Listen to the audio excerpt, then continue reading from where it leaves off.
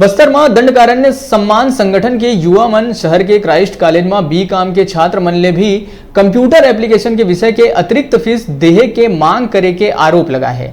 शहर के मध्य स्थित पत्रकार भवन में आयोजित पत्रकार वार्ता के दौरान संगठन के पृथ्वी सिंह तनीश जैन बताइस कि क्राइस्ट कॉलेज प्रबंधन द्वारा जिन छात्र कंप्यूटर एप्लीकेशन नहीं करत है और बी.कॉम करत है ओ मन ले भी कंप्यूटर एप्लीकेशन के फीस लेहे जावत है।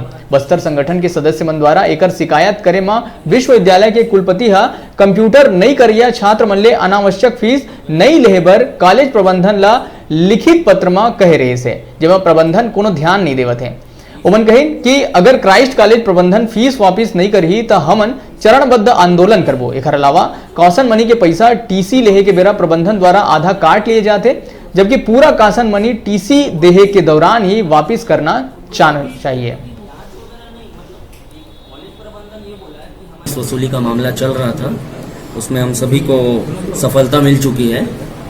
तो जिन बच्चों को जिसका फ़ायदा नहीं मिल रहा था वो पैसा उनको वापस मिलेगा।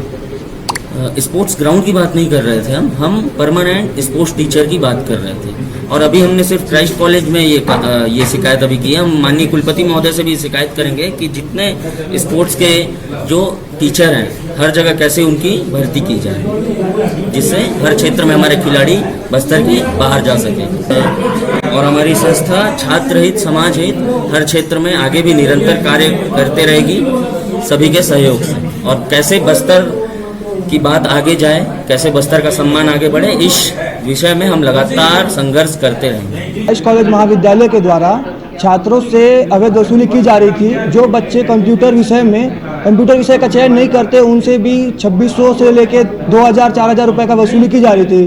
तो इस मामले को हमने कुलपति महोदय को अवगत कराया एवं कुलपति महोदय ने छात्र हित में अच्छा कदम लेते हुए क्राइस्ट कॉलेज के प्राचार्य को पत्र के माध्यम से यह बोला है कि जो बच्चे यह विषय का चयन नहीं करते कंप्यूटर विषय का, उनकी जो फीस है वो वापसी होगी और कोई भी दोबारा ऐसा अतिरिक्त शुल्क वसूला नहीं जाएगा।